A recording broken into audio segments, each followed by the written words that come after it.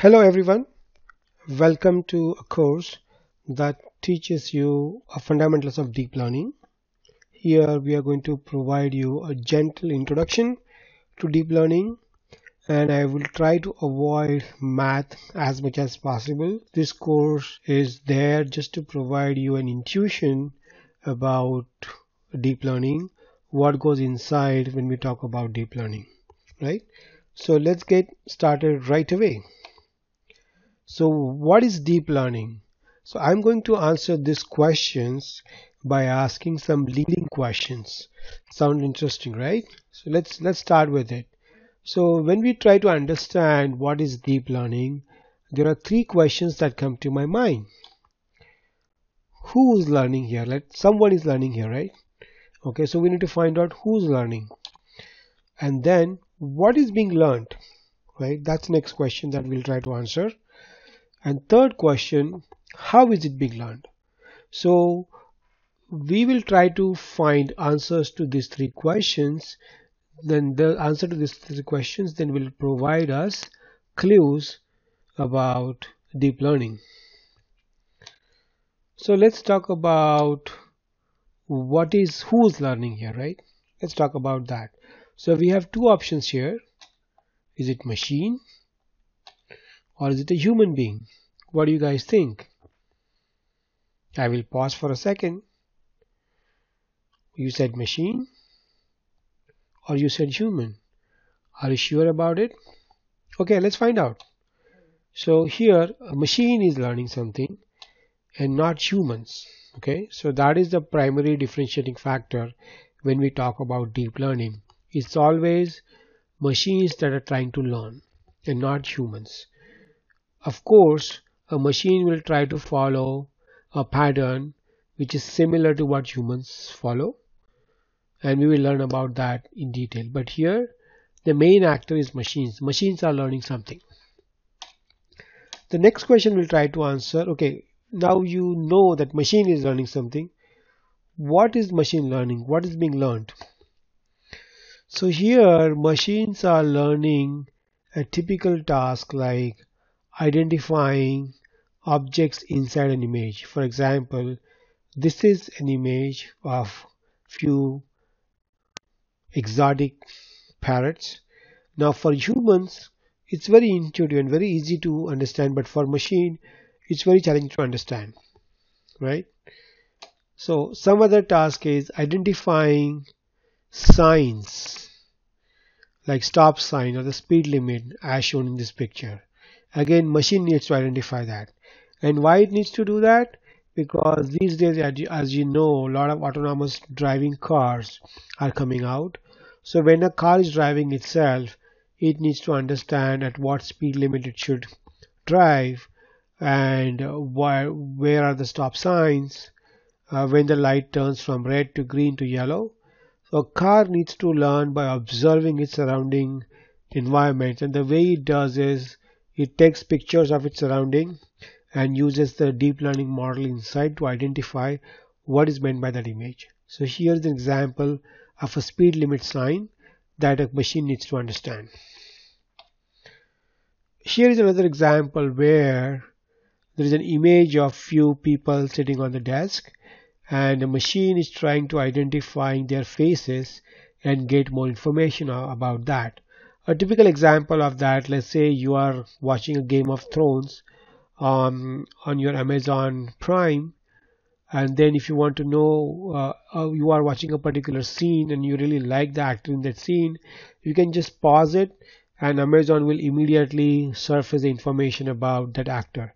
And again, the way it does it is by doing a face recognition from the current scene and then searching a database based on the face. Okay, so those are the typical applications where deep learning is used, and they are trying to learn the objects within the image. That is what they are trying to do. So these are just few examples of image, but machines also can learn patterns in speech, right? Like they can transcribe a spoken speech into a written text and vice versa. That's another application of deep learning. Then in the medical industry, Uh, Deep learning is also used to identify irregular patterns inside brain or inside heartbeats by monitoring the images. And this task may be difficult for human beings, but computers can do this easily once they learn over time. Also, another advantage of doing this is this can be easily scaled easily, right? Because machines never get tired, and we can spend as many machines as we want to identify the object identification task at high scale. And now the third question we will try to answer is how is it being learned? So at its root, machine is trying to identify some patterns within the image, right? So a typical example of the pattern, it's a basically pattern recognition at its roots.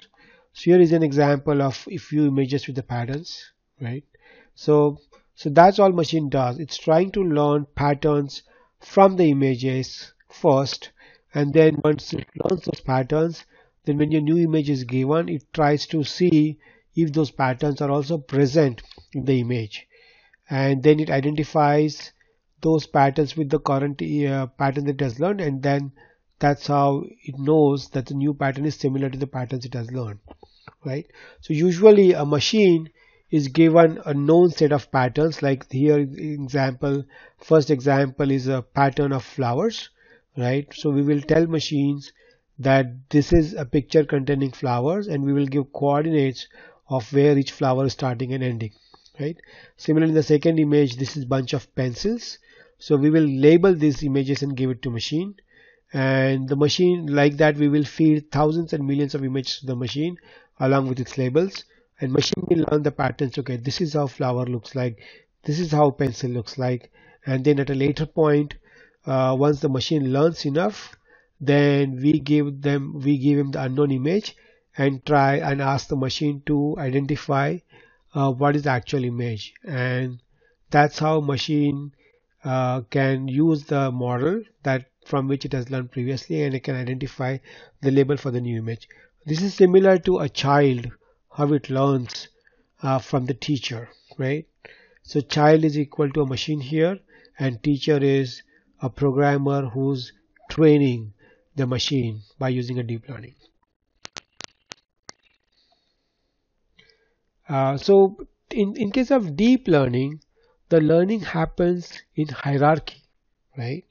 So let's take an example. So a deep learning is nothing but it consists of a deep neural network. A neural network is nothing but a layer of neurons, okay? And neuron is like a cell with certain memory, right? And when it has given some trigger, and when the trigger crosses certain threshold, it outputs 1 or it outputs 0. It's like a binary gate, right? So a bunch of neurons form a layer, and these layers are arranged in series one after another. Output of layer, so there is an input layer as you can see on the left here, right? There's the input layer here. So there's the input layer here, as you can see, where the image is image that we are where the input image is fed. Again, this input layer consists of a bunch of neurons. Then, and let's say we are feeding this image to this input layer, and we are asking the machine learning network or the deep learning network to find who the actor or actress in the image is. So the way machine learns is, so it has bunch of layers right here which are arranged in series one after another, and the output of one layer is fed as an input to another layer. So the way the deep learning works is it decomposes the image into several smaller sections, right? And the first layer, it tries to learn very fundamental thing about the image, like where are the edges in the image, right? Where the nose, where are the borders, where the things changes drastically from one color to another color. So those are the edges, right? So it tries to learn edges in the first layer, right? So this is this layer, right? And the next layer, which takes the input from the first layer, tries to learn different parts of the bodies, right? So here it tries to learn where is the eye, where is the nose, where are the lips, where are the ears, where are the hairs. It tries to learn that. And the next layer, then it tries to learn the different parts of the face happening together, right? So here it actually tries to learn the actual face, right? So this is how deep learning learns using the hierarchical layers. The input layer receives the image. Then it first tries to learn how to detect the images. Then it tries to learn how to detect the different parts of face. And then in the last layer, then it tries to identify the actual face. And then what it output, then that's the thing it outputs as a result, right? So this is how the hierarchical layer work in deep learning, and that is how deep learning works. Now one thing here to notice is all these features like detecting age, detecting different parts of face, we don't have, these are called features, and deep neural networks learns this feature automatically, right? In a typical, so this is totally unlike like a machine learning where you actually need to tell a machine learning algorithm what are the exact features, and you need to calculate the features first before machine learning can generate the output for you.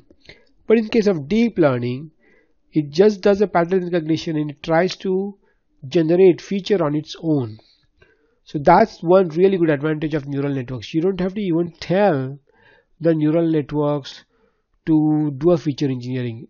Deep neural networks itself does feature engineering on their own, and that's why deep neural networks are very popular, and it has lots and lots of application in the medical industry, then in the auto car driving industry, and also lots of different domains.